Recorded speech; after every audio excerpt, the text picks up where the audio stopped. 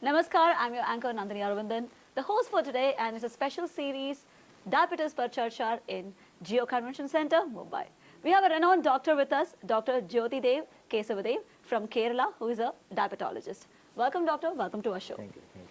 Please introduce yourself. എൻ്റെ പേര് ജ്യോതിദേവ് കേശവദേവ്. ഞാൻ കേരളത്തിൽ നിന്ന് വരുന്നു. കേരളത്തിൽ പ്രാക്ടീസ് ചെയ്യുന്ന ഡയബറ്റോളജിസ്റ്റാണ്. Okay, doctor. My first question to you is how to prevent diabetes?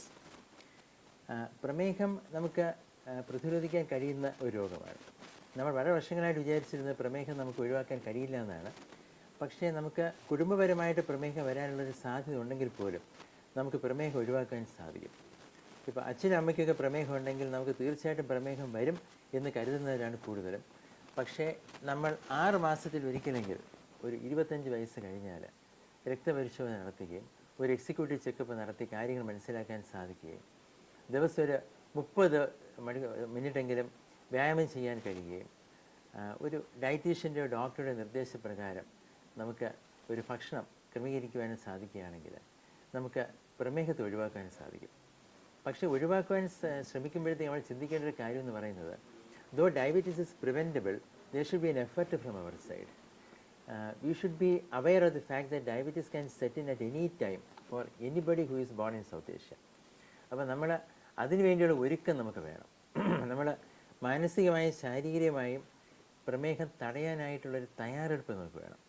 കാരണം പ്രമേഹത്തിൻ്റെ ഒരു സ്വഭാവം എന്ന് പറയുന്നത് പ്രമേഹം വന്നെത്തി ഒരു 6-8 വർഷങ്ങൾ കഴിഞ്ഞ് മാത്രമേ പ്രമേഹം വന്നു എന്ന് നമുക്ക് തിരിച്ചറിയാൻ കഴിയുള്ളൂ. കാരണം പ്രമേഹത്തിന് പ്രത്യേകിച്ച് രോഗലക്ഷണങ്ങളൊന്നുമില്ല.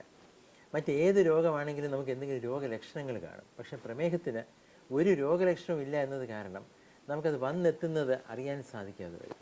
അപ്പോൾ പ്രമേഹം വരാനുള്ളൊരു സാധ്യതയുള്ളൊരു കുടുംബത്തിൽ ജനിച്ച ഒരാളാണെങ്കിൽ പ്രമേഹത്തിൻ്റെ പ്രാരംഭ അവസ്ഥയിൽ തന്നെ അത് കണ്ടെത്തുവാനായിട്ട് നമുക്ക് വിജയകരമായിട്ട് സാധിക്കണം. അതിന് സാധിക്കാൻ തക്ക വിധത്തിലുള്ള സംവിധാനങ്ങൾ നമ്മുടെ നാട്ടിലുണ്ട്.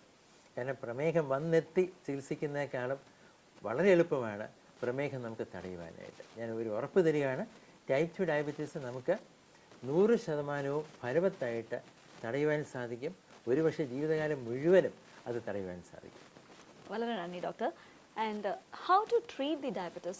And probably like the medication has to be like continued for the lifetime, or how is it? നമുക്ക് പ്രമേഹത്തിന് മരുന്നുകൾ കഴിച്ചു തുടങ്ങുമ്പോൾ അത് ജീവിതകാലം മുഴുവൻ കഴിക്കേണ്ട മരുന്നുകളാണോ, ഒരു മരുന്ന് കഴിച്ചു തുടങ്ങി നിർത്താൻ സാധിക്കാതെ വരുമോ, ഇങ്ങനെയുള്ള ആശങ്കകൾ വളരെ പതിവാണ്. പക്ഷേ എനിക്ക് എപ്പോഴും തോന്നിയിട്ടുള്ളത് പ്രമേഹത്തിന് മരുന്നുകൾ കൊടുക്കുമ്പോൾ പലപ്പോഴും മരുന്നുകൾ കഴിക്കാതെ ആ മരുന്നുകൾ ഒഴിവാക്കിക്കൊണ്ട് അശാസ്ത്രീയമായ മരുന്നുകൾ സ്വീകരിക്കുന്ന ആൾക്കാരുടെ എണ്ണം ഇപ്പോൾ കൂടി വരികയാണ്. വർഷങ്ങൾ പഴക്കമുള്ള 5000 വർഷങ്ങൾ പഴക്കമുള്ള ഇലകളും ചെടികളും വേരുകളും ഒക്കെ സ്വയം പരീക്ഷിക്കുന്നത് കൂടുതലായിട്ട് കണ്ടുവരുന്നു. ഇങ്ങനെയുള്ള പല മരുന്നുകൾക്കും ഗുരുതരമായ പാർശ്വഫലങ്ങളുണ്ട്. വൃക്കയിലും കരളിലും മറ്റും ഗുരുതരമായ പാർശ്വഫലങ്ങൾ അതൊക്കെ വരുത്തി തീർക്കാം. അതുകൊണ്ട് ഓർക്കുക, നമുക്ക് മരുന്ന് അഥവാ പ്രമേഹത്തിന് ആവശ്യമായിട്ട് വരികയാണെങ്കിൽ ആ മരുന്ന് ശാസ്ത്രീയമായിട്ട് പരീക്ഷിച്ചിട്ടുള്ള ക്ലിനിക്കൽ ട്രയൽസിലൂടെ അതിൻ്റെ ഗുണവും അതിൻ്റെ ദോഷവും ഒക്കെ തിരിച്ചറിയാവുന്ന മരുന്നുകൾ മാത്രമേ നമ്മൾ ഉപയോഗിക്കാൻ പാടുള്ളൂ. മരുന്നുകൾ ഭയക്കേണ്ട ഒരു കാര്യമില്ല. കാരണം അത് അബദ്ധമാണ്.